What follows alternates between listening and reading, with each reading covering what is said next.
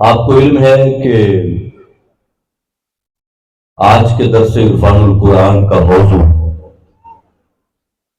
یہ آج کا جو درس قرآن ہے یہ درس عرفان القرآن بھی ہے اور حدیث بھی ہے،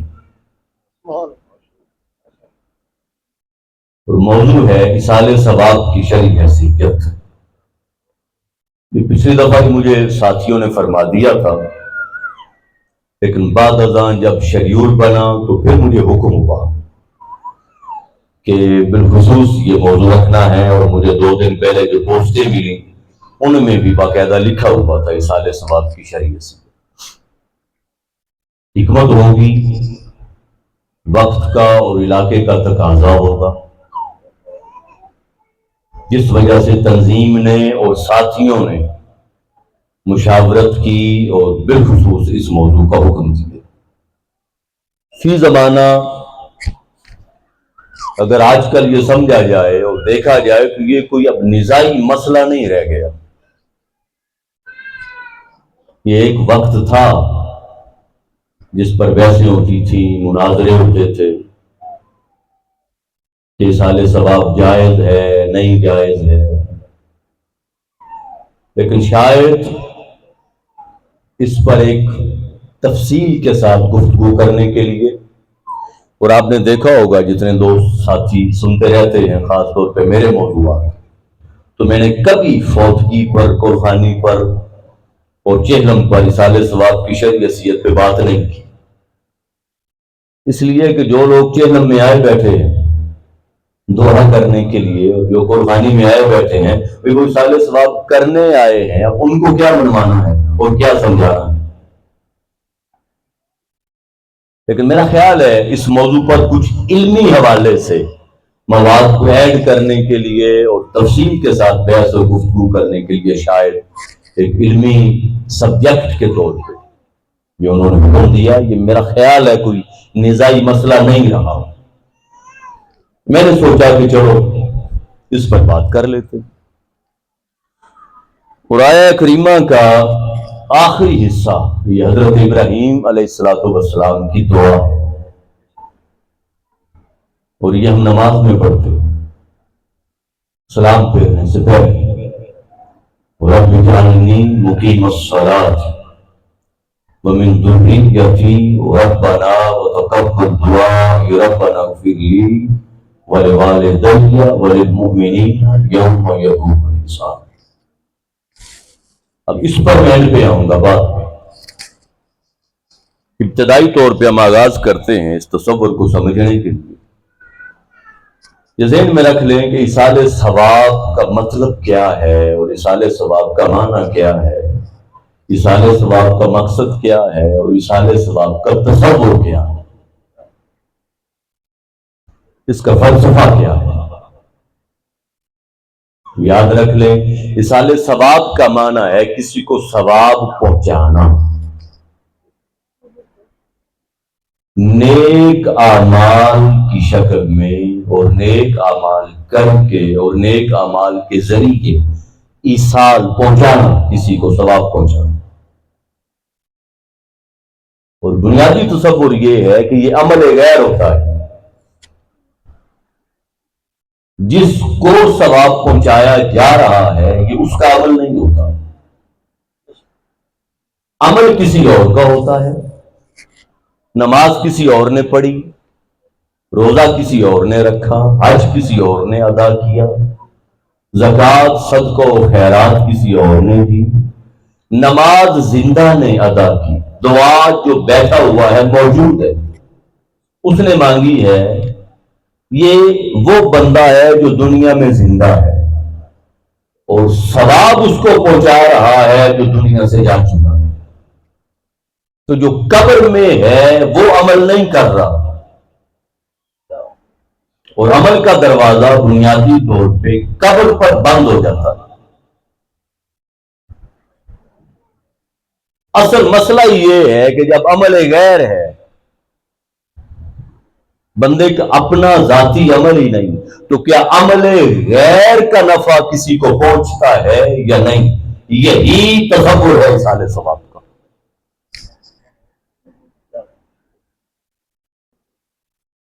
اب اس پر ہم قرآنی آیات کو پہلے لیں گے، کیونکہ بنیادی طور پہ درس عرفان القرآن کی نیچر تو قرآن ہے، کیونکہ ٹاپک ہے عرفان القرآن، قرآن کی معرفت، اور آپ کو علم ہے کہ زیادہ تر ہم رہتے بھی قرآن میں، مگر چونکہ موضوع ایسا ہے تو اس پر پھر آج حدیث احادیث کو بھی لیں گے، حضور کے فرامین کو لیں گے، اور بعض سوالات اٹھائیں گے جو سوال اصالے ثواب کے ذیل میں ذہن میں آ سکتے۔ تو پہلا سوال تو یہ کہ کیا کسی کے عمل کا نفع کسی دوسرے کو، اولاد کے عمل کا نفع ماں کو پہنچ سکتا ہے، باپ کو پہنچ سکتا ہے، بیوی کے عمل کا نفع خامد کو، یا خامد کے عمل کا نفع بیوی کو، یا ماں باپ کے عمل کا نفع اولاد کو پہنچ سکتا ہے یا نہیں؟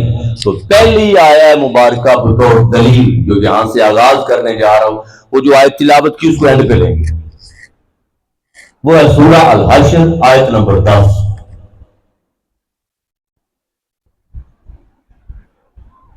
وہ یہ ہے کہ اللہ پاک نے فرمایا بسم اللہ الرحمن الرحیم والذین جاؤوا من بعدہم،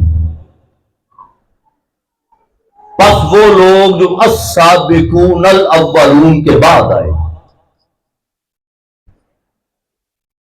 صحابہ کرام میں وہ تھے جو سبقت لے گئے، اسلام پہلے قبول کیا۔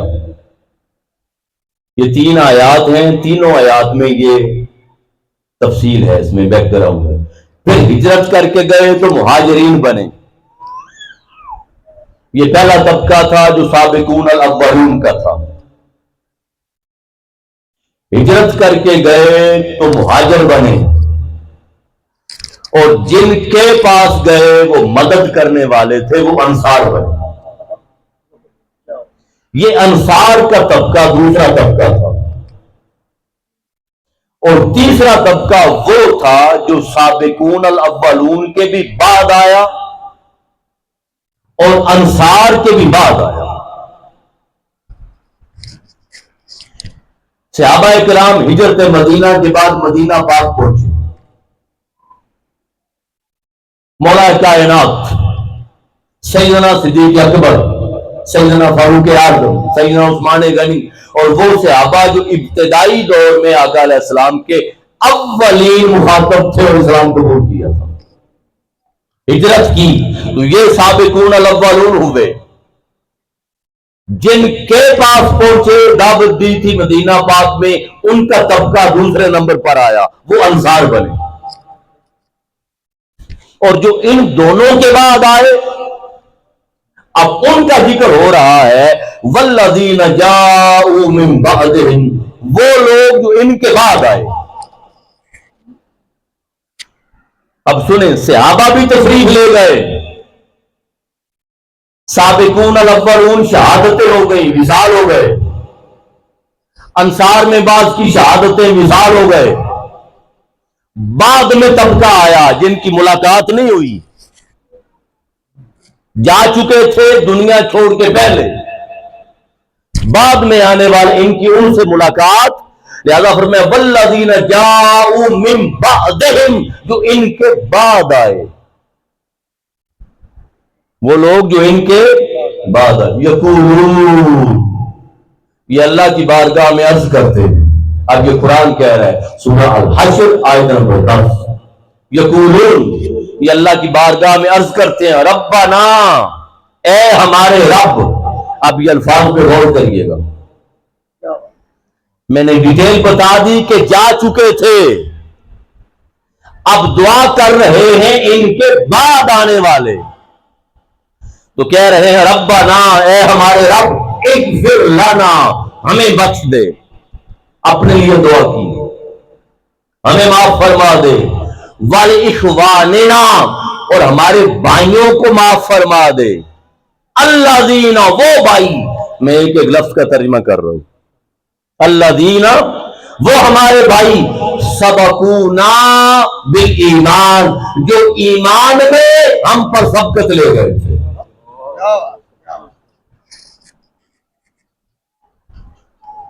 جو ایمان میں، اب یہ دعا کون کر رہے ہیں؟ اب میرے ساتھ آپ رہیں گے خطاب بھی ہوگا، لیکچر بھی ہوگا، مل کے چلیں گے۔ یہ دعا کون کر رہے ہیں؟ بعد میں آنے والے۔ کن کے لیے کر رہے ہیں؟ جو جا چکے ہیں۔ اب جو جا چکے ہیں وہ تو دعا نہیں کر رہے، تو جو بعد میں آنے والے دعا کر رہے ہیں وہ ان کا غیر ہے یا نہیں؟ تو یہ عمل غیر ہوا کہ نہیں؟ عمل غیر ہوا۔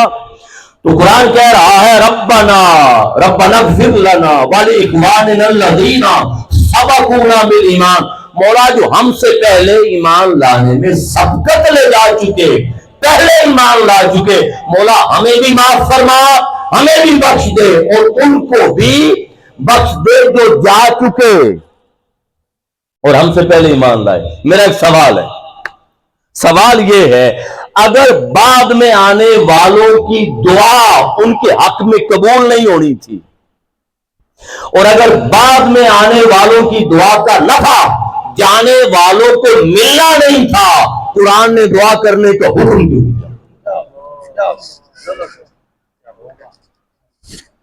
یہ قرآن میں کیوں آیا؟ قرآن نے ذکر کیوں کیا؟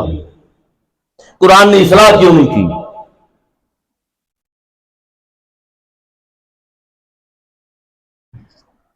آپ کہیں گے واضح حکم تو نہیں ہے، یہ ان کی سنت بیان کی گئی تو وہ میں آگے بیان کر دیتا ہوں۔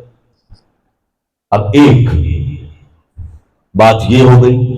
دوسری دلیل سورہ الطور، اور میں والذین آمنوا، یہ اولاد کے حوالے سے خاص طور پہ ماں باپ کی نسبت کے بعد میں، اور میں والذین آمنوا، وہ لوگ جو ایمان لائے، اور واتبعتہم ذریتہم بایمان، اور حالت ایمان میں ان کی اولاد ان کی اتباع کرتی ہے،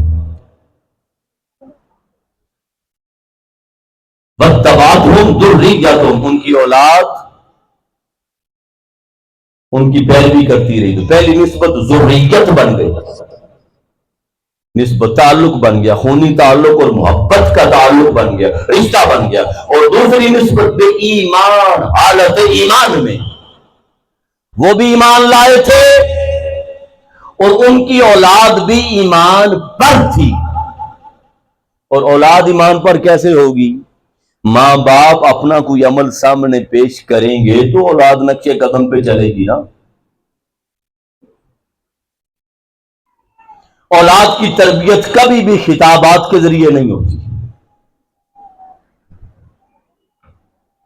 ماں باپ فلم دیکھ رہے ہوں اور اولاد اگر اندر آئے پاس بیٹھنے کے لیے اور پورا خطاب سنا دیں، اچھا عمل نہیں ہے، اولاد مزید بگڑے گی، سمجھے گی نہیں، اس لیے کہ عمل منافقت بن رہا ہے کہ خود کر رہے ہیں، اولاد کو روک رہے ہیں۔ اگر اولاد کے سامنے نیک اعمال کیے، سیرت کو پیش کیا، صورت کو پیش کیا، اگر اولاد کے سامنے دین پر عمل کیا تو اولاد نقش قدم پہ چلے گی۔ تو پھر میں والذین آمنوا، وہ لوگ جو ایمان لائے، خود بھی ایمان پر تھے ماں باپ، اور واتبعتہم ذریتہم بایمان، اور اولاد بھی حالت ایمان میں ان کے نقش قدم پہ چلتی رہی، ان کی پیروی کا اتباع کرتی رہی۔ اب سنیں قرآن کیا کہتا ہے، الحقنا بہم ذریتہم، قیامت کا دن ہوگا، حساب و کتاب ہو چکا ہوگا، فیصلے ہو چکے ہوں گے، ماں باپ بھی ایمان کی وجہ سے جنت میں ہوں گے، اولاد بھی ایمان کی وجہ سے اور اتباع کی وجہ سے جنت میں ہوگی، مگر اولاد اور ماں باپ کے درجے میں فرق ہوگا۔ میں سمجھا دوں پھر آیت کی طرف آتا ہوں۔ ماں باپ کا درجہ اور ہوگا، ماں باپ کا دور اور تھا، آج سے 20-30 سال پیچھے اگر چلے جائیں، 40 سال بزرگ ہستیاں بیٹھی ہوئی ہیں اور بڑی ہماری مائیں جو تشریف فرما ہیں، 40 سال پیچھے، 40-35 سال پیچھے چلے جائیں تو روایات ہی اور تھیں، تقاضے ہی اور تھے۔ 30-40 سال پیچھے جوان بچے اور بچیاں کھیلا کرتے تھے یا نہیں، مگر ماں باپ کو کبھی فکر نہیں ہوتی تھی، پگڑی باندھ دیتے، سر قلم ہو جاتا، مگر زبان سے نہیں بدلتے تھے، حیا تھا۔ निगाहों में, अमल में, एक दूसरे के काम आना। फौतगी हो जानी तो 3-3 दिन तक अहले इलाका उनको चूल्हा नहीं जलाने देते थे। और कई तो रिवायात और थी, अकदार और थी, अखलाक और थे, अखलाकियात और थी, तकाजे और थे, हया का दर्जा और था। जमाना बदलता चला गया, रिवायात बदलती चली। अब अमल तो जितना था वही था।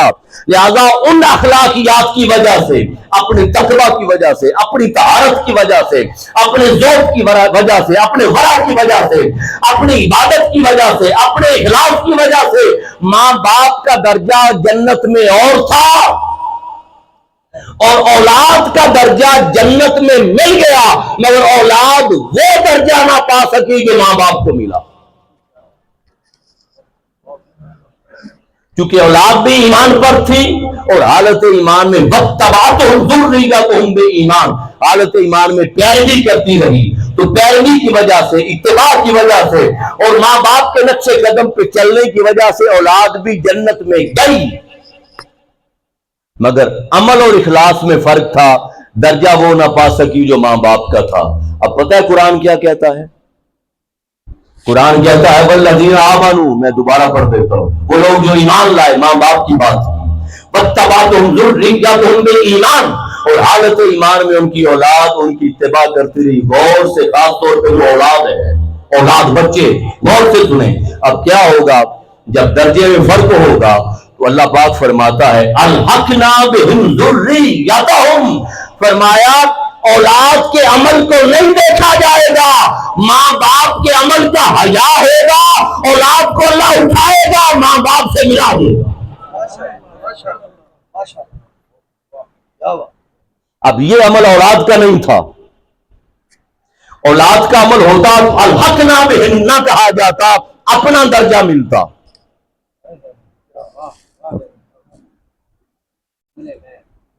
ये अमल गैर था, और फिर अमल गैर भी उसका जो इनसे पहले जा चुका था। एक तो है ना, मां बाप चले गए, औलाद है पीछे दुआ कर रही है, दुआ कर। एक है कि जिंदा रहने वाले पीछे मौजूद हैं, मगर जिंदा रहने वालों के अमल का हया नहीं हो रहा, हया उनके अमल का हो रहा है जो इनसे पहले जा चुके हैं। उन्होंने तो जाके दुआ इस तरह नहीं की थी जैसे दुनिया में हम करते हैं।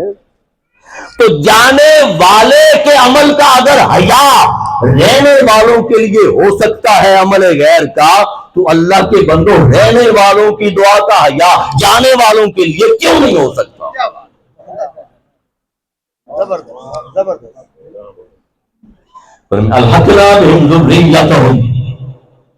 पर मैं हम उनकी औलाद को उनके साथ मिला देंगे। अगला जुमला बड़ा गौर तलब है, और फरमाया वमा अलतनाहुम मिन अमलिहिम मिन शै, और उनके अमल में से भी रत्ती बराबर कमी नहीं करेंगे। उनके अमल में से भी रत्ती बराबर कमी नहीं करेंगे।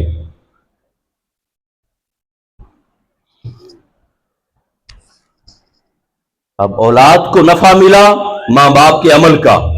बेटे मैं कुर्सी पे बैठा हूं, बस इतना काफी है, मेरी निगाह सब पे होती, और मैं एक टीचर भी हूं, मुझे क्लास को कंट्रोल करना भी आता है। अब बातें नहीं करनी कानून, ठीक है? बातें करनी है तो पहले जाके बातें कर आए, बाद में आके बैठे, मुझे डिस्टर्ब न करें, बड़ा अहम मौजूद है। अच्छा, तो फरमाया कि औलाद को मां बाप के साथ अलहक ना इल्हाक कर देंगे, मिला देंगे। अब दर्जा नीचे था। अब सुने अल्लाह की सुन्नत, हमारे यहां तो ये मसला खत्म नहीं होता कि किसी के काम आना और सवाब करना और रिसाले सवाब करना जायज है कि नहीं। अल्लाह की ये सुन्नत नहीं है कि वो माँ बाप का दर्जा घटा कर कहे कि औलाद से मिलना चाहते हो तो नीचे जाओ, वो घटाएगा नहीं। वो अमल को, दर्जे को घटाएगा नहीं, बल्कि जिनका दर्जा कम होगा उनको बड़ों के साथ मिला देगा। वो कमी करने वालों में से नहीं है, वो वादा करने वालों में से है। یعنی کرنے والا ہے، مطلب یہ اب میں سے تو مطلب اب اس کا گسانی تو ہے ہی کوئی نہیں. تو فرمایا وما الفناهم من عمل بالشيء، اور ہم اب دو وجوہات تھیں جن وجوہات کی بنیاد پر اولاد کو والدین کے ساتھ ملایا. پہلی وجہ ذریت، رشتہ تعلق، اور دوسری وجہ ایمان. تو ملا دیا. عمل ماں باپ کا تھا، ماں باپ پہلے جا چکے تھے. تیسری دلیل سورہ الکہف آیت نمبر 82. آیت نمبر 82. آپ کو پتا ہے جب حضرت موسیٰ علیہ السلام کی ملاقات ہوئی حضرت خضر علیہ السلام سے، تو پہلا مقام آیا تو کشتی توڑی، دوسرا مقام آیا تو بچے کو مارا، اور تیسرا مقام آیا تو دیوار تعمیر کی. دیوار تعمیر کی. جب دیوار تعمیر کی تو موسیٰ علیہ السلام نے وجوہات پوچھی تینوں مقامات پر. تو جب تیسرے مقام پر وجہ پوچھی کہ آپ مجرت لے لیتے، لو شئت لاتخذت علیہ اجرا، آپ مجرت لے لیتے، کھانا ہی کھا لیتے. پہلے لمبا سفر کیا تھا خضر علیہ السلام کو تلاش کرنے میں. جب مقام خضر پر آئے تو جو مچھلی بھنی ہوئی ساتھ لی تھی زندہ ہو کے دریا میں چلی گئی. اب کھانا اس وقت بھی نہ کھایا. پھر جب ملاقات ہو گئی تو تین مقامات الگ آ گئے. سفر تھا، پہلے کشتی کا مقام، پھر بچے والا مقام. ایک سفر میں تھے، بھوک لگی ہوئی تھی، اور کتنے دن تلاش خضر میں لگ گئے تھے، تلاش ولی میں لگ گئے تھے. تو موسیٰ علیہ السلام نے کہا کہ دیوار گر رہی تھی، چاہتے تو اجرت لے لیتے، کھانا ہی کھا لیتے. اس مقام پر حضرت خضر علیہ السلام نے کہا کان ابوہما صالحا، میں نے دیوار اس لیے کی تھی کہ ان کا باپ ولی تھا، ان کا باپ نیک تھا. اب اس پر روایات ہیں، کسی نے ان کا باپ ہے، کسی نے ان کا دادا ہے، اور کسی نے ان کا 6 پشتے اوپر باپ تھا.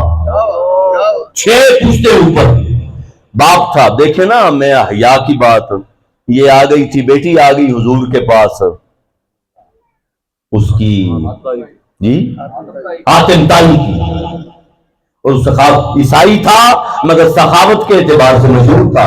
جب حضور نے تعارف کیا نا، تعارف اس نے کہا میں حاتم تائی کی بیٹی ہوں، مگر ڈائریکٹ بیٹی نہیں تھی. کتنی نسلیں گزر گئی تھی.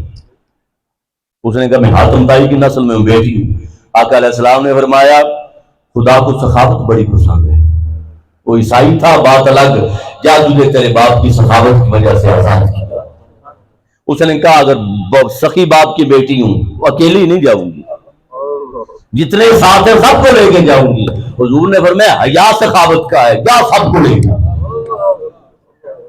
اسی طرح 6 پشتے اوپر باپ تھا، ان کا نسل میں ولی تھا، نیک تھا. اس کی نیکی کا حیا کیا، اور خضر علیہ السلام نے کہا کہ ولی کو ولی کا حیا ہوتا ہے، مجھے اجرت کی ضرورت نہیں تھی، اجرت کی. اب اس پر حضرت عیسیٰ علیہ السلام کا فرمان ہے.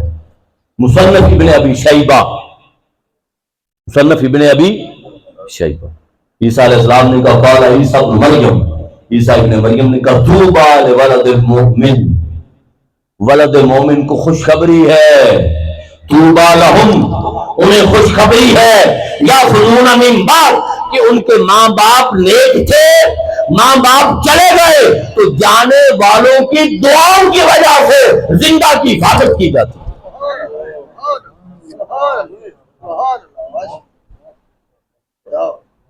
اور آگے پھر حضرت خثیمہ نے یہ آیا مبارکہ تلاوت کی، جس کا مطلب کیا ہے کانا ابوہما صالحا. وہ 6 پشتے اوپر چلا گیا تھا، اس کے جانے کے باوجود 6 نسلوں کے بعد جو زندہ تھے ان کی حفاظت کی گئی. تو عمل غیر کا صلہ دوسرے کو دیا گیا. پھر آگے چلے. اور دوسری بات، ایک اور بات کہہ دیتا ہوں یہاں. آقا علیہ السلام کے پاس صحابی آئے، یہاں ایک حدیث پاک عرض کر دیتا ہوں. صحابی آئے، بڑے غمزدہ تھے، غمگین تھے. حضور نے فرمایا کیا ہوا؟ اس کی آقا ایک چیز کھائے جا رہی ہے، غم کھائے جا رہا ہے. آقا علیہ السلام نے فرمایا کیا بات ہے؟ بتاؤ، عرض کیا آقا ہم جو بھی کر لیں آپ جیسا عمل تو نہیں ہو سکتا، ہم یہاں تو آپ کے بغیر رہ نہیں سکتے، پیاس لگتی ہے آپ کے پاس آ جاتے ہیں، بھوک لگتی ہے آپ کے پاس آ جاتے ہیں، تڑپ ہوتی ہے آپ کے پاس آ جاتے ہیں، آپ کے مکھڑے کی زیارت کرتے ہیں، سب غم بھول جاتے ہیں، اور جنت میں ہمارا عمل تو آپ جیسا ہے ہی نہیں، آپ کہاں ہوں گے ہم کہاں ہوں گے، وہاں ہم کیسے رہیں گے آپ سے ملے بغیر۔ جب یہ بات کی، اب غور کریے گا، جب یہ بات کی آقا علیہ السلام نے فرمایا غم نہ کر، المرء مع من احبا، قیامت والے دن آدمی اسی کے ساتھ ہوگا جس سے محبت کرتا ہوگا۔ اب مجھے یہ بتائیں، جب عمل کی بات کریں تو صحابی کا عمل اور ہے، نبی کا عمل، عمل کی بنیاد پر وہ درجہ نہیں پا سکتا جو حضور کا ہے، مگر وہ رشتہ جس طرح وہ ذریت کا رشتہ تھا، یا ایک رشتہ ایمان بن گیا، دوسرا رشتہ محبت بن گیا۔ اور ایک حدیث پاک میں ہے، آقا علیہ السلام نے فرمایا دو آدمی اللہ کی خاطر آپس میں محبت کرتے تھے، اللہ کی خاطر آپس میں محبت کرتے تھے، ایک مشرق میں تھا ایک مغرب میں تھا، ایک مشرق میں تھا ایک مغرب میں تھا۔ ان ابی ہریرہ رضی اللہ تعالیٰ عنہ قال قال رسول اللہ صلی اللہ علیہ وآلہ وسلم لو ان عبدین تحابا فی اللہ عز وجل، دو بندے اللہ کی خاطر آپس میں محبت کرتے تھے، واحد فی المشرق، ان میں سے ایک مشرق میں تھا، وآخر فی المغرب، اور دوسرا مغرب میں تھا، بعد مکانی بھی تھا بعد زمانی بھی تھا، کوئی غوث پاک کو چاہنے والا تھا، کوئی داتا گنج بخش علی اجمیری کو چاہنے والا تھا، کوئی خواجہ معین الدین چشتی اجمیری کو چاہنے والا تھا، ہزار ہزار سال گزر گئے، مکان زمانے کے بوجھ کی وجہ سے ملاقات نہ ہو سکی، اور فاصلہ اتنا تھا کہ غریب ملنے کے لیے جا نہ سکا، تو فرمایا محبت کرتے تھے، قیامت والے دن اللہ ہاتھ پکڑے گا استعارے کے طور پہ، اللہ پاک فرمائے گا اے بندے یہ ہے وہ بندہ جس سے تو محبت کرتا تھا، قیامت والے دن اس کے ساتھ ملا دے۔ اب کہاں اس کا عمل، کہاں اس کا عمل؟ پھر آگے چلیں، جب اگلی بات کی، اب فرمایا جو میں نے آیا مبارکہ تلاوت کی تھی، بلکہ اس سے پہلے ایک اور عرض کر، ماں باپ کے لیے حکم دیا، بندے کن فرما دے، کیا؟ اب غور کریے گا، دو باتیں یہاں عرض کروں، ایک یہ کہ اے بندے کیا رب ارحمہما کما ربیانی صغیرا، اے مولا میرے ماں باپ چلے گئے، میرے ماں باپ رخصت ہو گئے، میرے ماں باپ تیری بارگاہ میں آ گئے، دنیا کی مدت کو مکمل کرنے کے بعد عازم سفر ہوئے، دنیا کی مدت کو مکمل کیا، اگلی زندگی تیرے پاس آئے، مولا اب ان کا سب سے بڑا زاد راہ، سب سے بڑا سرمایہ، ان کا سب سے بڑا کامیابی کا سامان کیا ہے؟ ان کے لیے دعا ہے۔ اے بندے، اللہ نے فرمایا کل، اے بندے میری بارگاہ میں تو عرض کر ماں باپ کے بارے میں، اللہ نے حکم دیا کہ رب ارحمہما کما ربیانی صغیرا، اے ہمارے رب ان پر رحم فرما جیسے یہ میرے بچپن کے رب تھے۔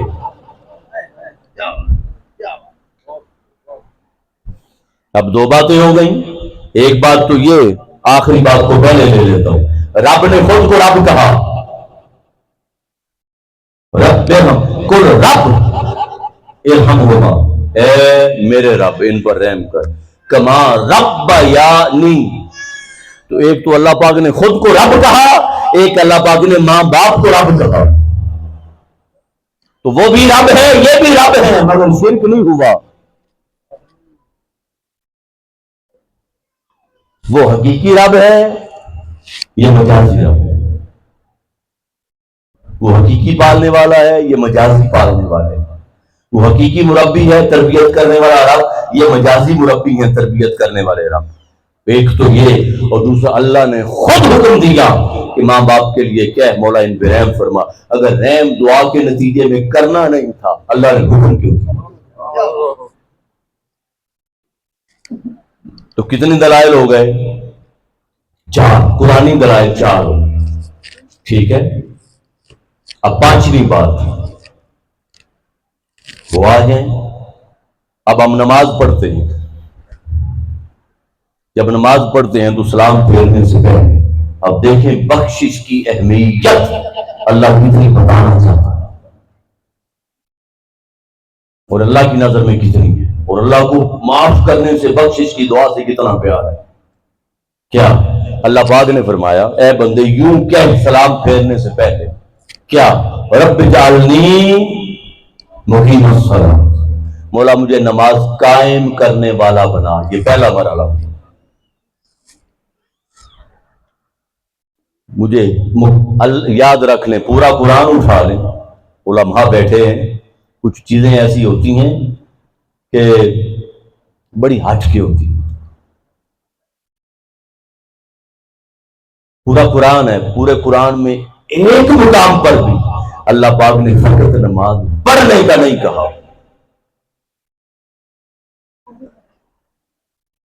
خاموشی ہے، مجھے پتا ہے. آپ کو یہ کہ میں نے اگلے ماہ آنا ہے، اگلے ماہ حاضر ہونا ہے، پورا مہینہ ہے. کوئی ایک آیت مل جائے جس میں اللہ پاک نے فقط، لفظ فقط کہہ رہا ہوں، جس میں اللہ پاک نے فقط یہ کہا ہو کہ نماز پڑھو. جہاں کہا نماز قائم کرو. ایک جگہ پہ فرمایا ہے پر وہ ہمیں نہیں کہا، وہ حضور کو کہا ہے سورہ کوثر میں، پر میں فصلی ربک، اپنے رب کے لیے نماز پڑھو. کیونکہ حضور کے بارے میں حضور کو فرمائے پڑھ یا حضور کو فرمائے محبوب قائم کر، حضور تو آئے ہی اس مقصد کے لیے. لیکن پھر تو فرمایا دعا کر. یہ دعا کون کر رہا ہے؟ دیکھیں بھائی، نماز پڑھ لی ساری، یہاں سے بھی بات سمجھ آ جائے گی. نماز اللہ اکبر کہتی ہے، اللہ اکبر تکبیر تحریمہ ہو گئی، دنیا حرام ہو گئی، اللہ کی ذات کے علاوہ دنیا حرام ہو گئی. ٹھیک ہے، تکبیر تحریمہ. اس کے بعد قیام ہو گیا، قرات فاتحہ ہو گئی، تلاوت آیات ہو گئی. اس کے بعد پھر رکوع ہے، پھر قیام قوما ہے، کھڑا ہونا ہے، پھر اس میں تسبیحات ہے، پھر اس میں سجدہ ہے، سجدے کی تسبیحات ہیں، پھر تشہد ہے، التحیات للہ والصلوات والطیبات، عاجزی ہے، انکساری ہے، نماز کو اللہ کی بارگاہ میں حاضر کرنا ہے. پھر السلام علیک ایھا النبی، پھر سلام ہے، پھر شہادت ہے عبد و رسول تک، پھر شہادت توحید و رسالت ہے، پھر درود ہے، پھر دعا ہے. ساری نماز پڑھ لی. میرا یہ سوال ہے، اگر اس کا معنی پڑھنا ہے رب جعلنی مقیم الصلاۃ، مولا مجھے نماز پڑھنے والا بنا، تو مکمل جو پیچھے کر آیا تھا وہ کیا؟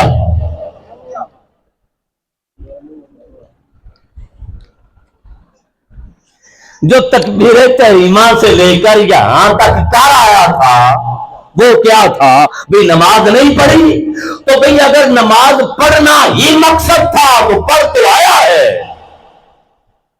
اور پھر نبی کہے کہ مولا مجھے نماز پڑھنے والا بنا، اور وہ بھی حلیم اللہ. تو بات سمجھ نہیں آتی کہ نبی نماز کیسے چھوڑے گا. تو مطلب جب نبی کہہ رہا ہے تو مقصد اور ہے کہ مولا نماز پڑھ لی میں نے، تیری بارگاہ میں سجدہ ریز ہو گیا، نماز میں نے ادا کر لی، تیری بارگاہ میں سجدہ ریز ہو گیا، جو تو نے کہا تھا وہ کر لیا. مولا اب نماز پڑھنے کے بعد یہ بھی توفیق تو نے دی تھی، مجھے نماز پڑھنے والا بنایا، اب نماز پڑھنے کے بعد یہ بھی کرم فرما کہ مجھے نماز قائم کرنے والا بنا.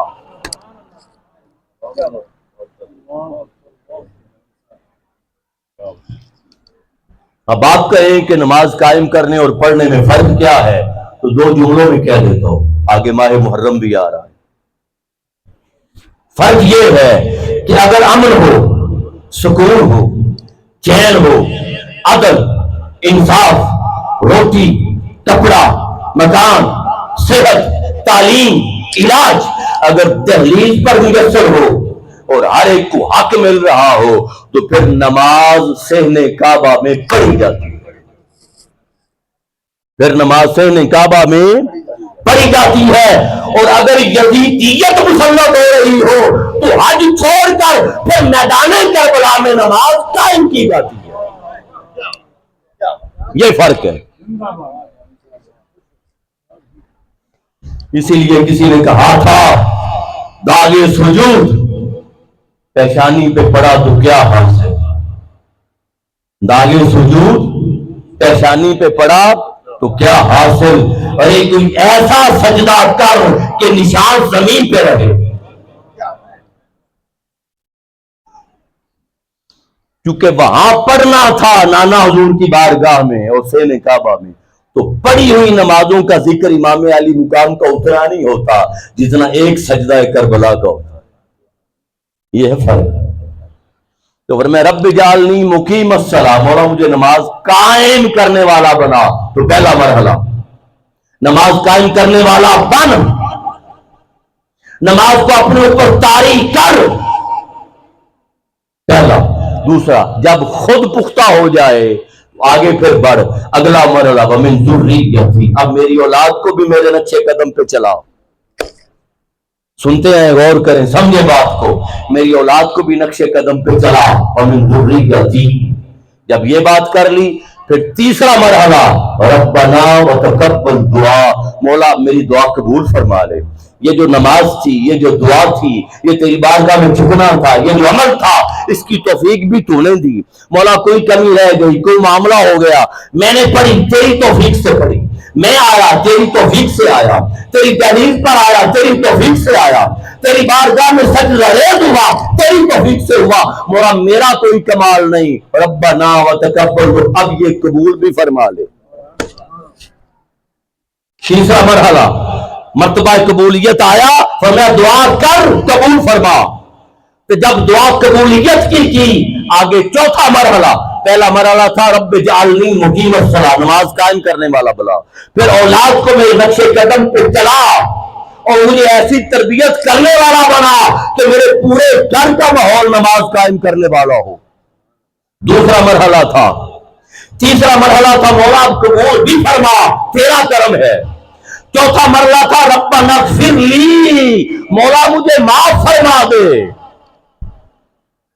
کوئی کمی ہو گئی، کوئی کوتاہی ہو گئی، کوئی لغزش ہو گئی، میں تیری بارگاہ میں سجدہ ریزی کا حق ادا نہ کر سکا، تیری بارگاہ میں ذکر کا حق ادا نہ کر سکا، میری زبان اس قابل نہ تھی کہ تیرا ذکر کر سکتی، میرا وجود مولا اس قابل نہ تھا کہ تیری بارگاہ میں کھڑا ہو سکتا، مولا جو کچھ کیا یہ سارا تیری توفیق سے تھا، اب کرم فرما، کوئی کمی بیشی رہ گئی ہو تو معاف بھی فرما دے۔ ربنا اغفر لی، اب مجھے معاف، چار مرحلے طے کروائے، اور جب بخشش کی نوید سنا دی کہ بندے اب معافی مانگ تاکہ تجھے پاک کروں، معافی مانگ تیرا من پاک کروں، معافی مانگ تیری سوچ پاک کروں، معافی مانگ تیری نیت میں اخلاص لاؤں، جب من پاک ہوا اور بندے نے اللہ سے معافی مانگی، بخشش کا دروازہ کھلا اور دعا قبولیت کی منزل تک پہنچی، ورنہ اب امت کی بخشش کے لیے دعا کر۔ ہم نے کبھی غور نہیں کیا، ربنا اغفر لی، مولا مجھے معاف فرما دے، آگے ولوالدی، اول خیش بعد خیش، الاقرب فالاقرب، اب میرے ماں باپ کو معاف فرما دے، اور اگلا جملہ بڑا غور طلب ہے، سارے پڑھتے ہیں وللمؤمنین یوم یقوم الحساب، اور قیامت والے دن قیامت تک آنے والے سب کو معاف فرما دے۔ اب آپ ہیں یہاں، ممکن ہے قیامت کو کروڑوں سال پڑے ہوں، لاکھوں سال پڑے ہوں، کئی صدیاں پڑی ہوں، تو میرا آپ سے ایک سوال ہے، میرا آپ سے سوال ہے، سوال یہ ہے، سوال میرا آپ سے یہ ہے کہ جو پیدا نہیں ہوا اس کے ذمہ گناہ کیسا؟ الفاظ ہیں کہ وَلِلْمُؤْمِنِينَ يَوْمَ يَقُومُ، قیامت تک آنے والوں کو قیامت والے دن معاف فرما، الفاظ۔ اب ہم یہاں ہیں، قیامت پتہ نہیں کب، جو پیدا ہی نہیں ہوا، بابا وارث شاہ نے فرمایا تھا وارث فیلاں دے نال خار ہوں گے، بندے پاک گناہ تھی جانے دے، جب کوئی پیدا ہوگا تو فیل کرے گا، فیل کوئی کرے گا تو یا ثواب کمائے گا یا گناہ کمائے گا، تو جو آیا ہی نہیں معصوم ہے، अभी मासूम तो दूर की बात है, अभी मासूमियत का दौर तो जब दुनिया में आएगा तो फिर जब है ही नूर वजूद बना ही नहीं, तो गुनाह क्या था? गुनाह क्या था? तो जब गुनाहगार नहीं तो दुआ कैसी कि बंदे दुआ कर, दुआ कैसी? तो मौला क्यों करवा रहा है? अल्लाह पाक ने फरमाया ये क्यों का तुझे हक नहीं है, ये मेरा मामला है। मौला बता ही दे, चलो शर सदर हो जाएगा। उसने कहा दुआ करता रहे, करता रहे, करता रहे। जी मौला कर रहा हूं, हिकमत क्या है? तो मैं हाँ तेरी दुआओं को जमा करता रहूंगा। तो दुआएं करता जा, क़यामत तक आते जाएंगे लोग, दुआएं करते रहेंगे। नमाज में दुआएं जमा करता रहूंगा, जमा करता रहूंगा, महफूज करता रहूंगा दुआएं। क़यामत तक जो जो गुनाहगार आता जाएगा वो दुआएं उठाता जाऊंगा, उनको माफ करता जाऊंगा।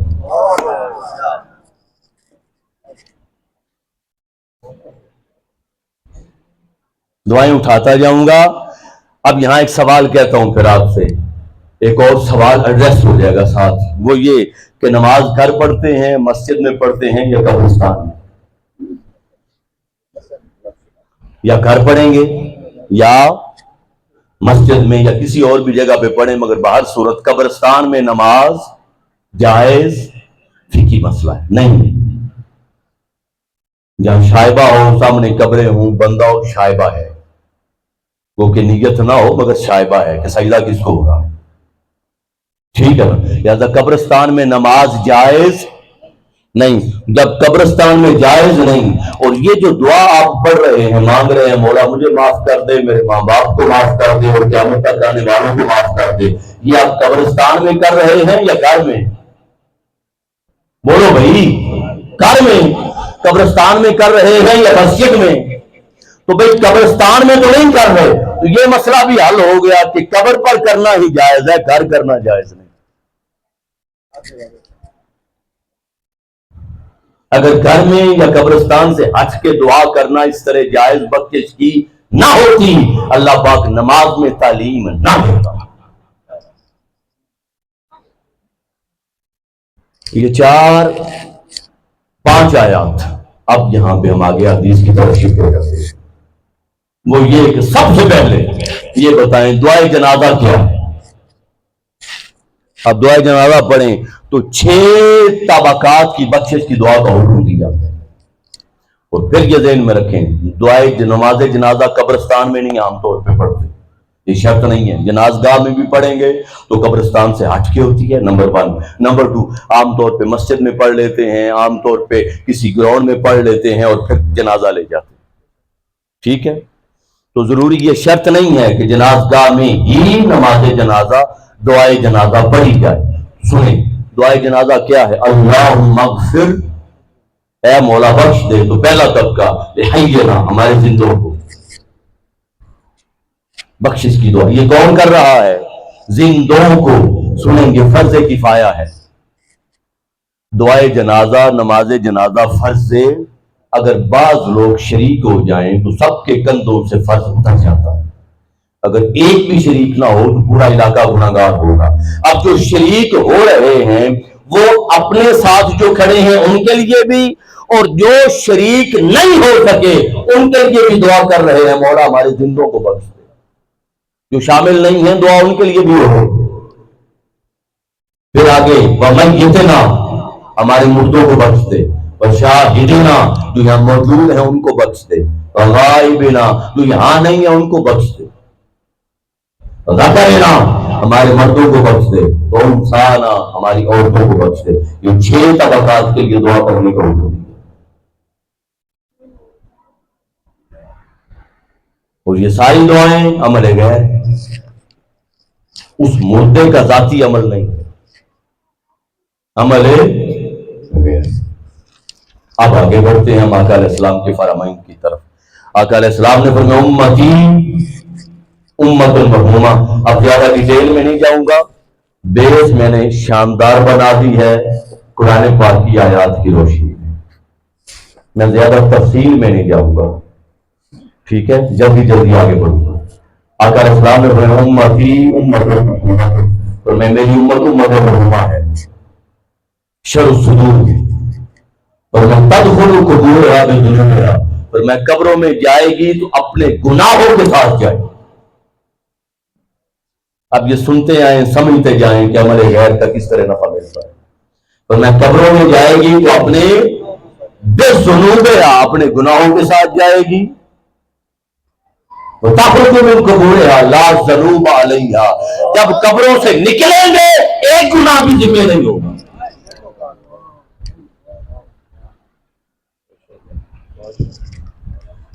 گئے تو تھے گناہ لے کر، وہاں پہ نماز کون سی پڑھی؟ گئے تو تھے گناہ لے کر، قبر میں روزہ کون سا رکھا ہے؟ پر میں امتی امت المرحومہ، میری امت امت مرحومہ، اس پر رحم کیا گیا ہے۔ یہ قبرستان میں جائیں گے بذنوبہا، گناہوں کے ساتھ، اور نکلیں گے لا ذنوب علیہ، کوئی گناہ نہیں ہوگا۔ کیوں؟ ریزن بیان کی وجہ، تمحص عنہا باستغفار المؤمنین لہا، ان کے گناہ مومنوں کی استغفار کی وجہ سے دھو دیے جائیں گے، معاف کر۔ اب جو مومن پیچھے دعا کر رہے تھے وہ خود قبرستان میں تو نہیں تھے، قبروں میں تو جو گئے وہ چلے گئے گناہ لے کر۔ ٹھیک ہے، اگلا آگے چلے۔ اب یہ صحیح بخاری شریف اور صحیح مسلم شریف بڑی ایمان افروز حدیث سے پاک ہے، اس کو سنیں۔ عن ابی سعید خدری، حضرت ابو سعید خدری سے، کیا آپ نے سنا ہوا ہے، قال کان فی من قبلکم رجل قتل 99 انسان نفسا، آپ نے سنا ہے کہ بنی اسرائیل کی قوم، یہ پوری تفصیل ہے، میں ساری عربی متن نہیں پڑھوں گا سارا، کسی نے لینا ہو دیکھنا ہو تو کتاب میرے پاس ہے کیونکہ وقت زیادہ لگے گا۔ 99 کا قاتل تھا بنی اسرائیل میں، سنا ہوا ہے نا، 99 کا قاتل تھا۔ وہ کسی میرے جیسے ملا کے پاس گیا، ضمیر نے اس کو آواز دی کہ اتنا قاتل ہوں توبہ کرو، اور میرے جیسے مولوی صاحب کے پاس گیا، اس نے کہا 99 قتل کیے ہیں، کوئی توبہ؟ استغفر اللہ، لا حول ولا قوت الا باللہ، 99 قتل کر کے توبہ کرنا ہے۔ اس نے کہا چل ٹھیک ہے، پھر توبہ ہی جزو نہیں تو عدد تو حضورانہ رکھا۔ اس نے تلوار چلائی، 100 پورا کر دی۔ ایسے فتویٰ دینے والے کا گاٹا بھی کبھی کبھی لے جاتے، بلکہ اکثر لے جاتے۔ پھر جب 100 پورا ہوا، پھر ضمیر نے آواز دی، ضمیر بیٹھا ہوا تھا، فطرت کی، فطرت اللہ الہ کی فطر الناس علیہ، فطرت تسلیمہ تھی۔ پھر کسی صوفی کے پاس گیا، اللہ والے کے پاس گیا، جو اللہ سے ملانے والے ہوتے ہیں، اسے کہا 100 کا قاتل ہوں، کوئی توبہ؟ اس نے کہا میں کون ہوتا ہوں تیرے اور اللہ کے درمیان حائل ہونے والا، میں کون ہوتا ہوں تیرے اور اللہ کے درمیان؟ ہاں توبہ کر، مگر طریقہ بتا دیتا ہوں، توبہ مرضی سے نہ کر۔ اب یہ بات سننے والی ہے، طریقہ بتا دیتا ہوں کہ توبہ کرنی کیسے ہے۔ اس نے کہا بتائیں کیسے کرنی ہے؟ اس نے کہا انطلق الی الارض کذا و کذا، اب یہاں میں تھوڑے الفاظ پڑھتا ہوں، فلاں بستی میں چلا جا، فإن بها اناسا، وہاں پہ کچھ لوگ ہیں، کچھ لوگ ہیں، یعبدون اللہ تعالی، اللہ کی عبادت میں رہتے ہیں، اللہ کے نیک بندے ہیں۔ غور کریے گا۔ اب مجھے یہ بتائیں، وہ جس جگہ پہ کھڑا تھا وہاں پہ توبہ ہو سکتی تھی یا نہیں؟ ہو سکتی تھی نا۔ اگر وہاں توبہ کرتا تو اللہ نے سنا تھی یا نہیں؟ کہ جن کے پاس جانا تھا ان کے پاس کوئی وائرلیس سیٹ تھا اللہ کو سنانے کے لیے؟ تو اللہ سننے کے لیے تو کسی کا محتاج نہیں ہے۔ تو یہ بھی سوال ہوتا ہے نا بھی یہ تم توبہ کر لو کیڑا فرق پہنتا ہے، اللہ تو ہر جگہ سنتا ہے، ہوتا ہے نا سوال۔ تو اس نے کہا فلاں جگہ چلے جاؤ، اناسن کچھ بندے ہیں، یعبدون اللہ، اللہ کی عبادت میں رہتے ہیں، فاعبد اللہ تعالی معہم، ان کے ساتھ مل کر اللہ کی عبادت کر۔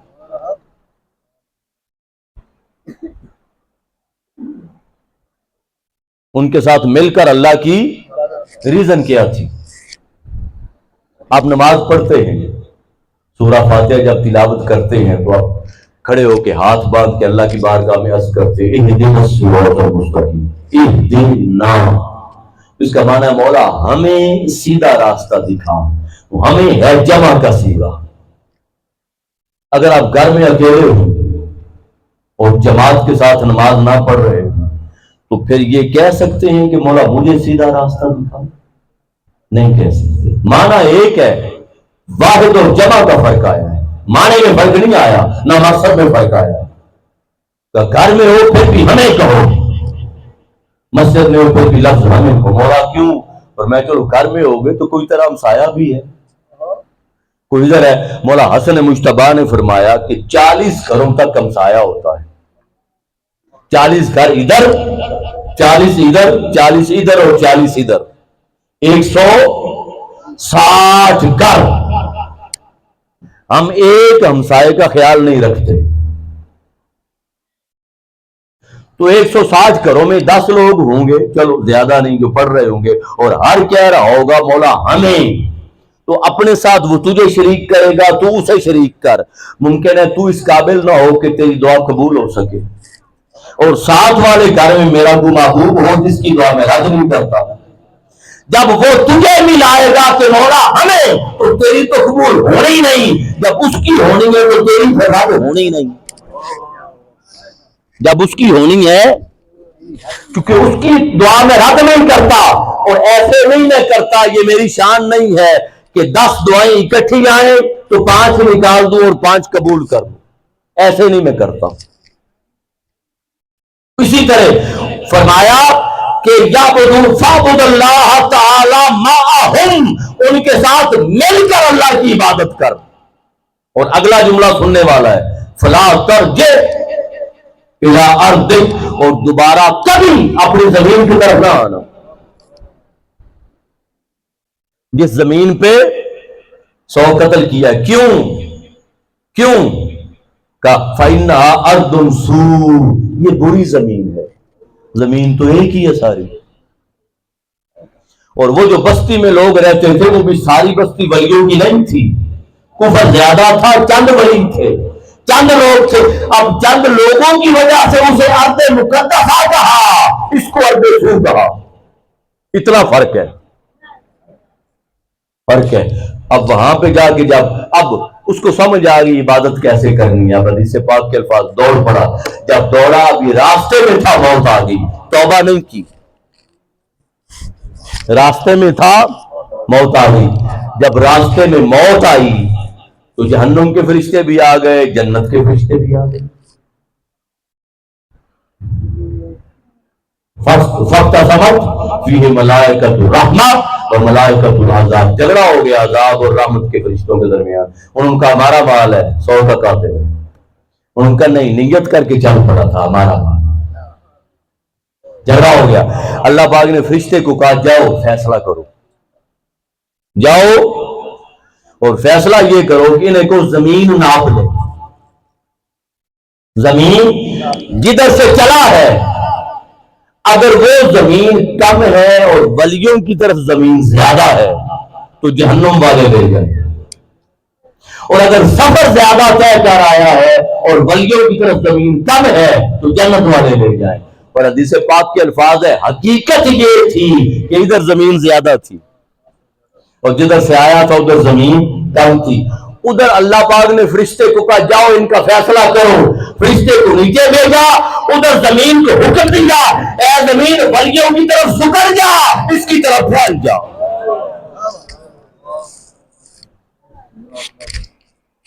اس کی طرف پھیل جا. زمین کو ناپا گیا، ادھر کم نکلی، ادھر زیادہ، وہ لے گئے. اب اس کا عمل کوئی نہیں تھا، اس کا عمل اب بچا کیسے؟ ان کے عمل کی حیا میں جن کی طرف جا رہا تھا.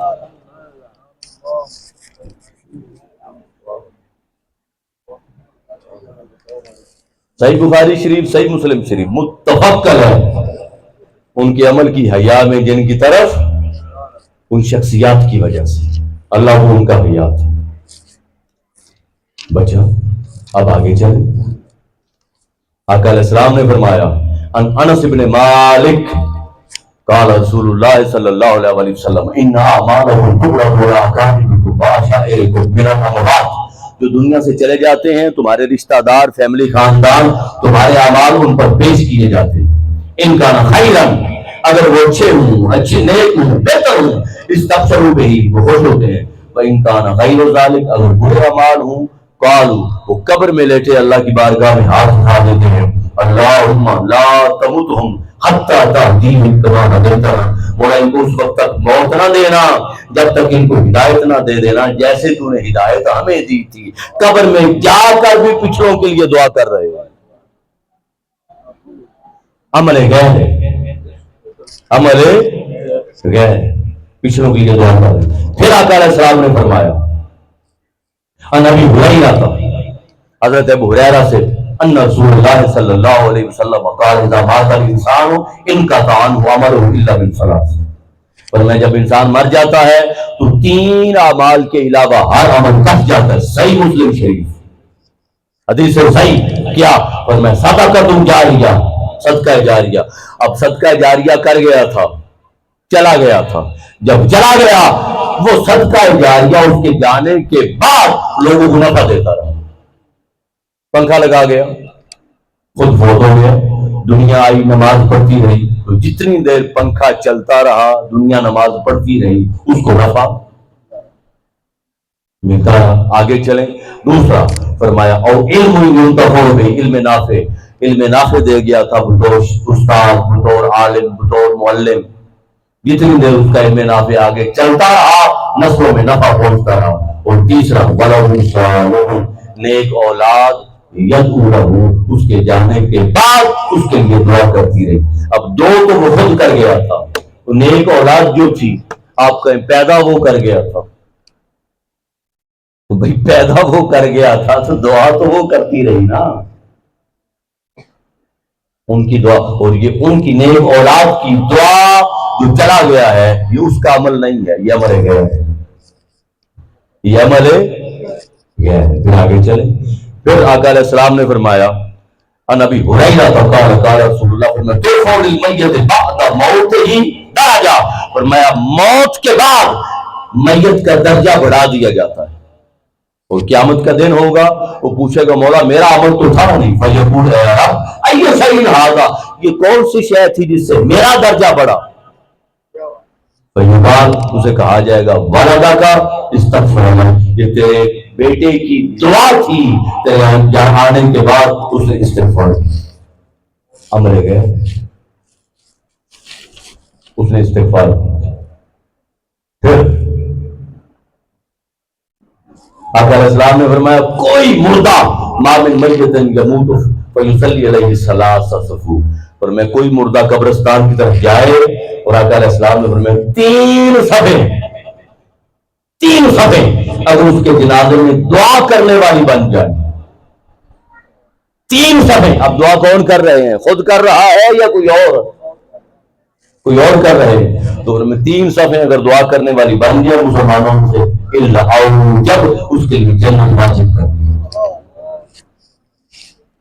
जन्नत वाजिब। फिर आगे आका अलैहिस्सलाम कब्रिस्तान से गुजरे, अन इब्ने अब्बास से क़ाल, सही बुखारी शरीफ, हजरत अब्दुल्ला इब्ने अब्बास से है, हजरत अब्दुल्ला इब्ने अब्बास से है, मुर्र नबी सल्लल्लाहु अलैहि वसल्लम अला कब्र, आका अलैहिस्सलाम 2 कब्रों पर से गुजरे।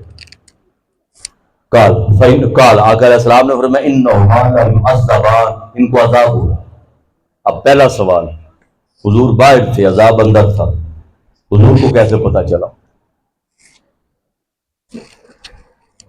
अगर हुजूर को वहां अंदर पता चल सकता है तो अंदर रह के बाहर का पता नहीं चल सकता।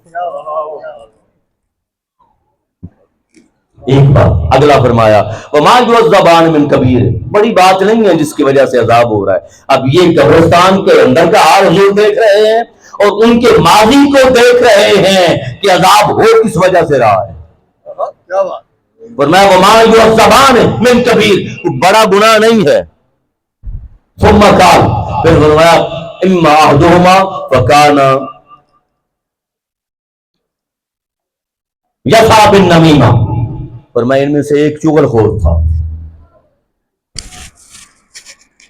इनमें से एक चुगली खाता था, और ये कभी मशहूर था माओ बहनों के बारे में।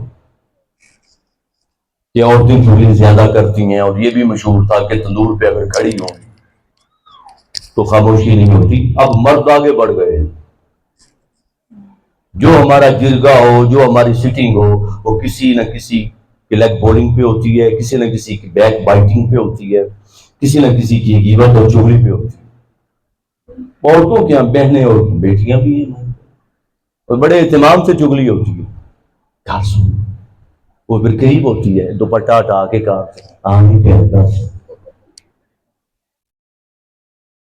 سارے اچھا کسی نسی نا تو آپ رکھ دی نہیں پہ تو کی میں رکھے، ساری بات تفصیلی ہوتی ہے، پھر دوست آپ سارے ہوتے ہیں، اخبار ہوتی، سارا کچھ چلتا ہے، ٹھیک ہے۔ تو فرمایا اس کو عذاب ہو رہا ہے اس وجہ سے کہ چغلی کھاتا تھا، اور دوسرے کو عذاب ہو رہا ہے یہ پیشاب کرنے کے بعد طہارت نہیں کرتا تھا، یعنی چھینٹے پڑتے تھے، اس کے احتیاط نہیں کرتا تھا، لا یستتر من البول، چھینٹے پڑتے تھے اس کے وجود پہ، یہ خیال نہیں۔ اور میں یہ دو چیزیں ہیں، دونوں کو جس وجہ سے عذاب ہو رہا ہے، اس کو چغلی کی وجہ سے۔ اب حضور نے درخت کی ٹہنی توڑی، آقا علیہ السلام نے تار ٹہنی، ہرے درخت کی ٹہنی توڑی، اور توڑ کر دو حصے کیے، اور دو حصے کر کے ایک اس کی قبر پہ رکھ دیا، ایک اس کی قبر پہ رکھ دیا، اور فرمایا اللہ یخفف عنہما ما لم یبسا، فرمایا چونکہ تر درخت اللہ کی تسبیح بیان کرتا ہے، یہ جب تک تسبیح کرتی رہے گی ان کے عذاب میں کمی ہے، جب تک خشک نہیں ہوں گی ان کے عذاب میں۔ اب ٹہنیوں کی تسبیح کی وجہ سے ان کا عذاب ختم ہوا، کم ہوا۔ صحیح بخاری شریف میں پھر آقا علیہ السلام نے فرمایا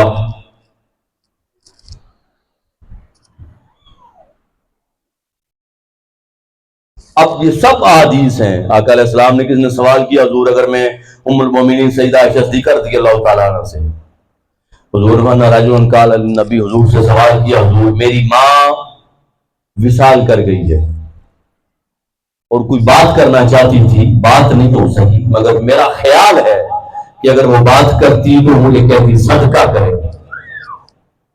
صدقہ، تو کیا میں اپنی ماں کی طرف سے صدقہ کر سکتا ہوں؟ آقا علیہ السلام نے فرمایا نعم کر سکتے ہیں۔ پھر حضرت عبداللہ بن عمر سے ہے، حضور سے ایک صحابی نے پوچھا کہ حضور کسی کے ذمہ کوئی، میرے ماں باپ کے ذمہ فلاں قرض تھا، نظر مانی تھی، فلاں قرض تھا، ادا کر سکتا ہوں ان کی جگہ پہ؟ ان کو موقع نہیں ملا۔ آقا علیہ السلام نے فرمایا تیرے باپ اور ماں کے ذمہ اگر دنیا کا قرض ہوتا کسی کا تو دیتا یا نہ؟ اس نے کہا ضرور دیتا۔ تو فرمایا اللہ کے قرض کا حق زیادہ ہے، اسے ادا کیا جائے، اس کی جگہ پہ ادا کرو۔ حج کا پوچھا گیا، آقا علیہ السلام نے فرمایا ماں باپ کی طرف سے حج کرو، ماں باپ کی طرف سے حق اللہ حق کو، اللہ کا حق زیادہ ہے، اس کو ادا کیا جائے۔ یہ سب میرے پاس ہے، نماز کی بات ہوئی، روزے کی بات ہوئی، حج کی بات ہوئی۔ پھر آقا علیہ السلام نے فرمایا، روایت میں ہے مسجد اشار ہے، ایک بستی ہے عیلہ، وہاں پہ واقع، آقا علیہ السلام نے فرمایا یہاں سے کچھ شہداء اٹھائے جائیں گے جن کے علاوہ قیامت والے دن شہداء بدر کے ساتھ کوئی کھڑا نہیں ہوگا، ان کا مقام یہ ہوگا۔ وہاں سے کچھ لوگ آئے، تعارف ہوا، جب تعارف ہوا تو اس مسجد اشار کی طرف جب لوگ جانے لگے، حضرت ابو ہریرہ نے کہا کہ تم میں سے کوئی مجھے یہ وعدہ کر لے کہ اس مسجد میں 2 نفل پڑھ کے یہ کہہ دے حاضر ابی ہریرہ، یہ نفل ابو ہریرہ کے لیے، یہ نفل ابو ہریرہ کے لیے۔ پھر حج کا ثواب یہ میرے پاس سامنے لکھا ہوا ہے، روزوں کا ثواب، کسی کے لیے روزہ رکھنا، کسی کی طرف سے روزہ رکھنا، کسی کی طرف سے حج ادا کرنا۔ پھر آقا علیہ السلام قربانی کرتے، جب قربانی کرتے سنن نبی داؤد حدیث صحیح، آقا علیہ السلام عرض کرتے اللہ کی بارگاہ میں اللہم تقبل من محمد وآل محمد ومن امت محمد، مولا محمد کی طرف سے قبول فرما، آل محمد کی طرف سے قبول فرما، اور امت محمد کی طرف سے قبول فرما۔ زندگی بھر کا معمول تھا امت مصطفیٰ کی طرف سے قربانی کرتے۔ تو جب وقت وصال آیا، آقا علیہ السلام نے مولا کائنات کو وصیت فرمائی علی زندگی بھر ایک قربانی اپنی طرف سے کرنا اور زندگی بھر ایک قربانی میری طرف سے کرنا۔ اور مولا کائنات سے پوچھا گیا کہ آپ دو قربانیاں کیوں کرتے ہیں؟ سنن ابی داؤد میں انہوں نے کہا نہ رسول اللہ اوصانی، حضور نے وصیت فرمائی تھی کہ میری طرف سے قربانی کرنا اور میں حضور کی طرف سے قربانی کرتا ہوں۔ یہ وہ اعمال آ گئے کہ دعا، آج کسی کی طرف سے حکم دیا، نماز کسی کی طرف سے نفلی نماز فرض نہیں حکم دیا، روزہ کسی کی طرف سے منت مانی ہے حکم دیا کہ کرو ادا، قربانی کی کسی کی طرف سے منت مانی ہے حکم دیا کرو ادا، نفلی کو تلاوت آیات حکم دیا آقا علیہ السلام۔ پھر حضرت محمد الباقر آپ فرماتے ہیں کہ حسنین کریمین نے اپنے والد گرامی حضرت علی کی طرف سے غلام آزاد کیا تاکہ ان کی روح کو ثواب پہنچے۔ حسنین کریمین نے مولا کائنات کی طرف سے غلام آزاد کیا، ان کی روح کو ثواب پہنچے۔ حضرت قاسم بن محمد، حضرت ام المومنین سیدہ عائشہ صدیقہ رضی اللہ تعالیٰ عنہ نے اپنے بھائی عبد الرحمن بن ابی بکر کی طرف سے صدقہ کیا، ان کی طرف سے کیا۔ حضرت قاسم بن محمد فرماتے ہیں ام المومنین حضرت عائشہ صدیقہ نے اپنے بھائی عبد الرحمن بن ابی بکر کی طرف سے غلام آزاد کیا۔ غلام آزاد۔ اب جب یہ بات ہو گئی تو اب چند باتیں جو میں عرض کرنا چاہتا ہوں جو آخری سے کی طرف آ گئے وہ یہ کہ یہ تو طے پا گیا کہ دعا ہو، اصالہ ثواب ہو، عمل ہو، غیر کی طرف سے کرنا جائز ہے اور اس کو نفع پہنچتا ہے۔ اب تین باتیں یہ اور ایک سوال اور ہے، اس کا جواب دے کے ختم کر دیتے، وہ یہ آخری حصہ بڑا توجہ طلب ہے، خاص طور پہ بھائیوں اور بہنوں کے لیے جب میں اینڈ پہ پیغام کی طرف آؤں گا توجہ سے بیٹھے رہیں۔ وہ یہ کہ طریقہ کیا ہے اصالہ ثواب کا۔ یہ تو طے پا گیا کہ اصالہ ثواب جائز ہے قرآن و سنت کی روشنی میں۔ پہلا مربجہ طریقہ 3 دن تک سوگ منانا، یہ سنت و مصطفیٰ سے ثابت ہے۔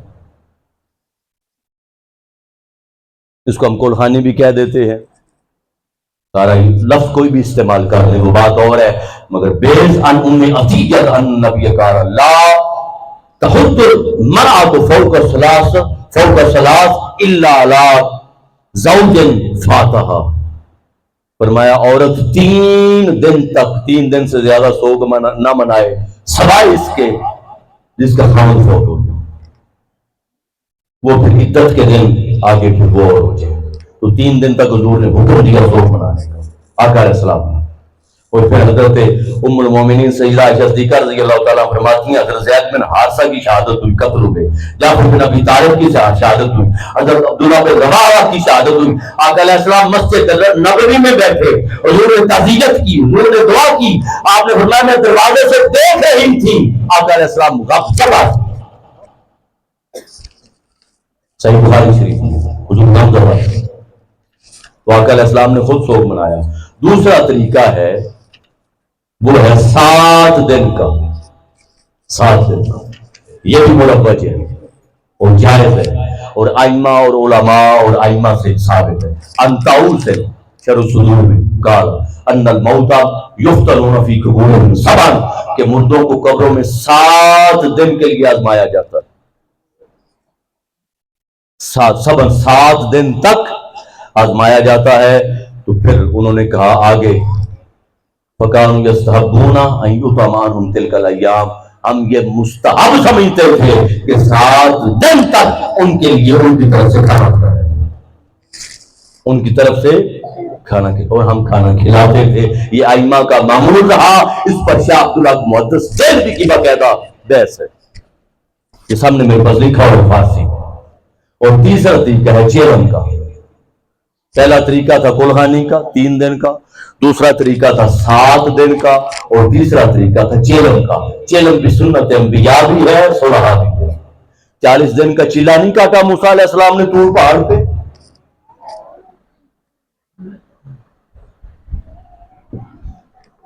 آقا علیہ السلام نے غار حرا میں 40 دن کا اعتکاف کیا حضور نے۔ محدثین نے حدیث متواتر کے لیے 40 کا عدد مختص کیا، اور اربعینات 40 حدیثوں کی کتابیں مرتب کرنا، یہ تو متداول ہے، یہ سنت ہے۔ اس عدد کی بھی تو حکمت ہے جس وجہ سے فقہاء نے، محدثین نے، ائمہ نے، علماء نے 40 کے عدد کو لیا۔ یہ بھی مروج ہے۔ اب جو بات سمجھنے والی ہے، یہ طے نہیں ہے اس طرح کے 40 دن ہی رکھنے ہیں، اس طرح کے 40 دن یہ طے نہیں، آگے پیچھے ہو سکتے ہیں، یہ کوئی مسئلہ نہیں۔ یہ اپنی سہولت کے لیے 36 ہوں، 38 ہوں، 35 ہوں، 34 ہوں، 40 ہوں، آگے ہو پیچھے ہو، یہ کوئی قرآن و سنت سے فکس نہیں ہے کہ آگے پیچھے نہیں ہو سکتا۔ قرآن و سنت سے فکس نہیں ہے کہ آگے پیچھے نہیں ہو سکتا۔ اب یہاں پہ آخری بات اور پیغام ہے، وہ سوال یہ ہے کہ سوال کیا جاتا ہے کہ کھانا سامنے رکھ کر فاتحہ پڑھنا کہاں جائز؟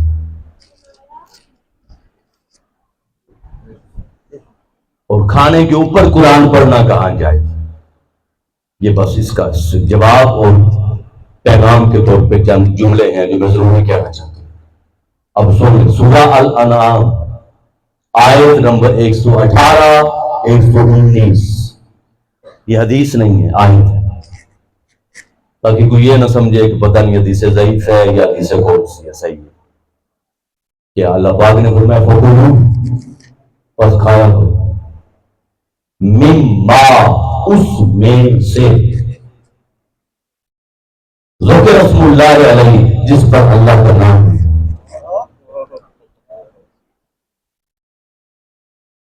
آیت نمبر 118، فَكُلُوا مِمَّا ذُكِرَ اسْمُ اللَّهِ عَلَيْهِ، اس میں سے کھایا کرو جس پر اللہ کا، ان کنتم بِآیَاتِهِ مُؤْمِنِینَ، اگر تم میری آیات پر ایمان لانے والے ہو۔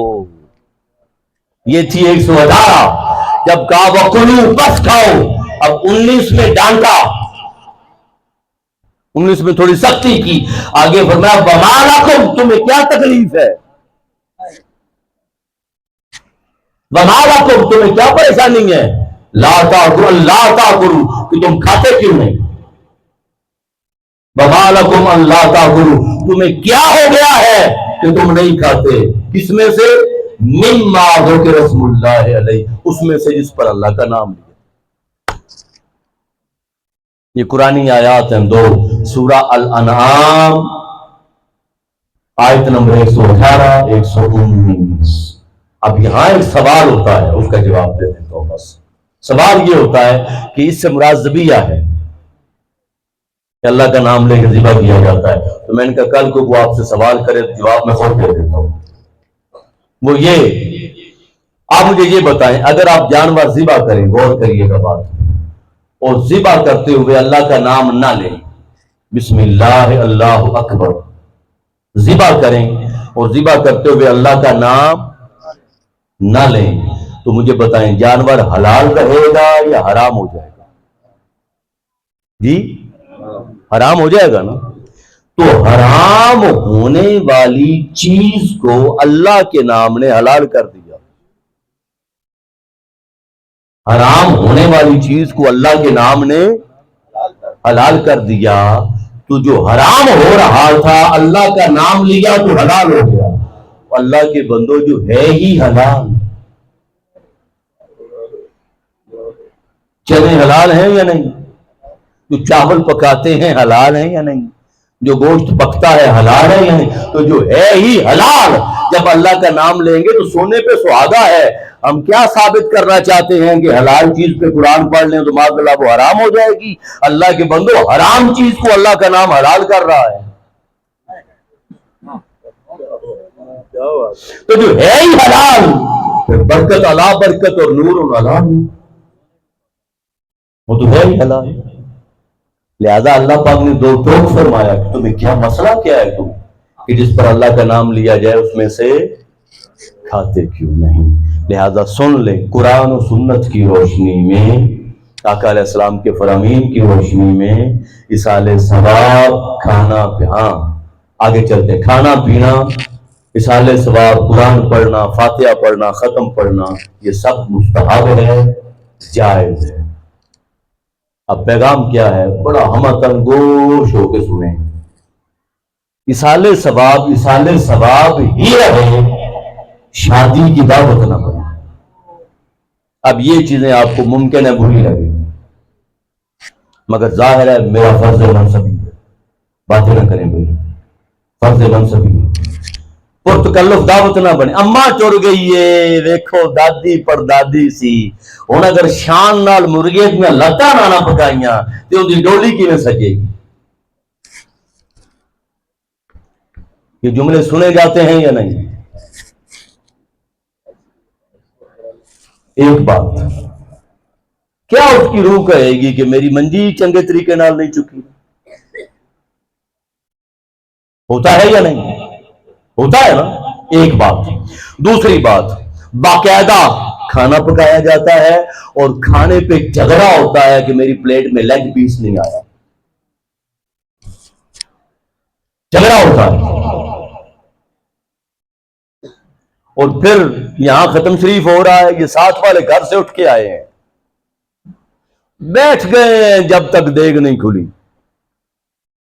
ساتھ والے گھر سے مراد مثال دی ہے، گھر والے لاڑی نہ پڑے، مثال دی ہے۔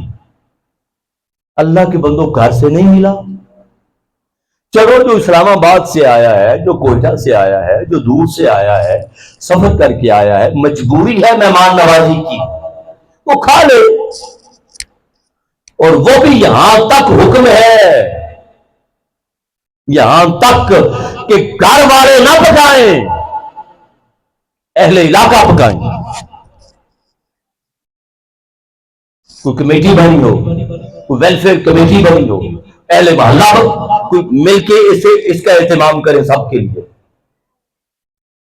ایک بات، اب آگے چلیں، دعوت نامے دیے جاتے ہیں چیلم پہ، دیے جاتے ہیں یا نہیں؟ دیے جاتے ہیں، باقاعدہ شادی کا ماحول بنایا جاتا ہے، بوفے لگتے ہیں۔ تیسری بات، میں معذرت خواہ ہوں، میرے بھائی ہیں، سب بھی ویسے بھائی ہیں، لیکن علماء سے ہاتھ جوڑ کے، وہ یہ کہ مدرسے کے طالب علموں کو کرائے پر بلایا جاتا ہے یا نہیں قرآن پڑھنے کے لیے؟ بلایا جاتا ہے یا نہیں؟ اور امام مسجد کو وہ صابن جس صابن سے غسل دیا جاتا ہے، وہ صابن رکھا جاتا ہے کہ نہیں کہ یہ مولوی کو دینا ہے؟ میں نے تو سنی ہیں یہ ساری باتیں۔ آپ تذلیل کر رہے ہیں ممبر رسول کی، امام مسجد کی، اس کے پیچھے آپ نماز پڑھتے ہیں۔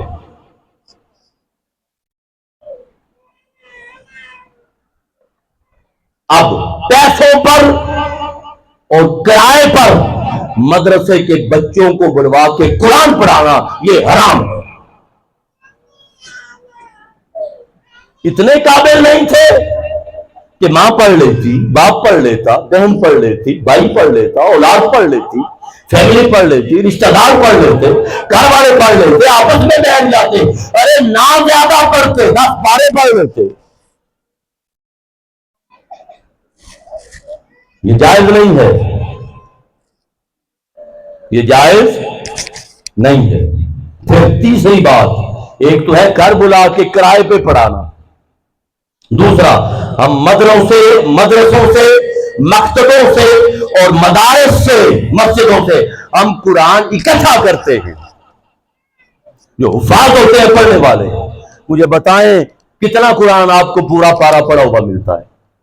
10 قرآن اکٹھے کر لے، 300 قرآن اکٹھے کر لے، 500 قرآن اکٹھے کر لے، ان کو ابھی قرآن پڑھا ہی نہیں ہے، ابھی تو وہ حفظ کر رہا ہے، پہلے پارے پہ ہے، دوسرے پہ ہے، 10ویں پہ ہے، 14ویں پہ ہے۔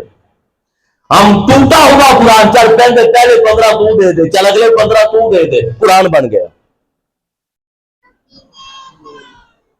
ہم مدرسے کے بچوں سے قرآن اکٹھا کرتے ہیں، جائز نہیں ہے۔ پھر چوتھی بات، یہ مائیں بہنیں بیٹھی ہیں ذرا، اور بزرگ خاص طور پہ، آپ ساتھی خاص طور پہ مائیں بہنیں یہ سنیں، وہ یہ کہ کئی مقامات پر جب کوئی مر جائے، باپ مر جائے، چلا جائے، اور یہ میں نے دیکھا ہے، خود دیکھا ہے، بیٹیوں کو، بہوؤں کو باقاعدہ سوٹ دیے جاتے ہیں یا نہیں؟ خدا کا خوف کرو، یہ شادی ہے یا میت ہے؟ کنڈ کی لے کے دیجیے گی، سر کی لے کے دیجیے گا؟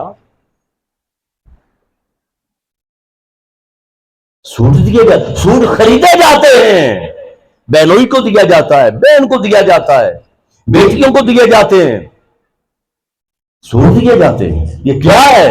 یہ کون سا اثال ثواب ہے؟ اور وہ کھانا جو کھانا پکا تھا، کرنا تھا صدقہ، پہنچانا تھا ثواب، مگر کھا کے امیر لوگ جاتے جن کا حق ہی نہیں تھا کھانا کھانا.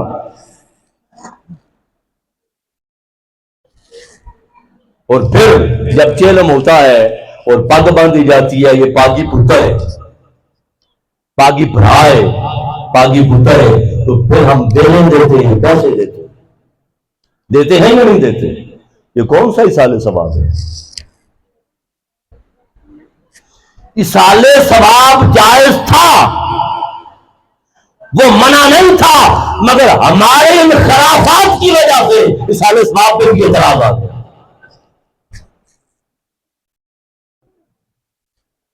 ویلیں دی جاتی ہیں، پیسے دیے جاتے ہیں، بچہ ہو یا بڑا ہو، جب پگڑی باندھی جاتی ہے اس کو سربراہی کے طور پہ تو ویلیں دی جاتی ہیں باقاعدہ. قرضہ اٹھا کے کرتے ہیں. مجھے یہ بتائیں، جب قرضہ اٹھا کے پیسہ پاس نہیں ہے اور قرضہ اٹھا کے کر رہے ہیں تو قرضہ تو شہید کو بھی معاف نہیں. ہر عمل معاف ہے، ہر گناہ شہید کو معاف ہے، پر قرضہ معاف نہیں ہے. تو قرضہ اترے ہی نہ، اور بعد میں قرضہ لینے والے دروازے نوک کرتے رہے اور ذلیل کرتے رہے اور عزت کا جنازہ اٹھاتے رہے. یہ کون سا اصال ثواب ہے؟ لہذا معافی چاہتا ہوں، ٹائم بھی کافی ہو گیا ہے، مگر میں یہ چاہ رہا تھا کہ ان چیزوں کو واضح کروں. لہذا یہ چیزیں عزیزان محترم جائز نہیں ہیں، یہ چیزیں جائز، اور میت کے گھر سے کھانا کھانا جائز نہیں ہے. آقا علیہ السلام نے فرمایا برا ترین کھانا میت کے گھر کا کھانا. مطلب ایک ترغیب دی ہے، خدا کا خوف کرو. ان کی ماں مر گئی ہے، ان کا باپ مر گیا ہے، ان کا جوان بیٹا مر گیا ہے، بھائی مر گیا، اور آپ بیٹھے ہو کہ بھی سنا رہے ہو. جائز نہیں ہے. اور دوست اب آپ جانتے ہوں گے، مجھے کوئی ساتھی ہاتھ کھڑا کر کے بتا دے کوئی ایسا ریئر واقعہ ہو گیا ہو، میں لاہور سے آیا ہوں یا جتنا بھی سفر کر کے آیا ہوں، جن کی ڈیتھ ہوتی ہے پانی نہیں پیتے وہاں سے. کھانا کھانا تو دور کی بات ہے، باقاعدہ ایک ڈیتھ ہوتی ہے. اور ہم جانتے ہیں کہ حضور سیدی شیخ الاسلام پروفیسر ڈاکٹر محمد طاہر القادری جنازے پہ گئے ہیں، گرمی شدید ہے. واپس جب گاڑی میں آئے تو گاڑی رکوا کے ڈرائیور کو کہا یا گارڈ کو کہا یا جو ساتھ تھا، بیٹے ذرا وہاں سے پانی کی بوتل پکڑیے گا، پیاس پڑی نہیں. پانی نہیں پیا وہاں سے. عمل کو مضبوط کریں. اور یہ جو خرافات ہیں، اور اسی طرح اس کے نام پر بھائیوں کو بدنام کیا ہوا ہے ہم نے. اس جائز ہے مگر تمالے جائز نہیں ہے، اس جائز ہے مگر کنگن جائز نہیں ہے، اس جائز ہے مگر کتوں کی لڑائی جائز نہیں ہے، حرام ہے. اس جائز ہے مگر جانوروں کی دوڑ جائز نہیں ہے.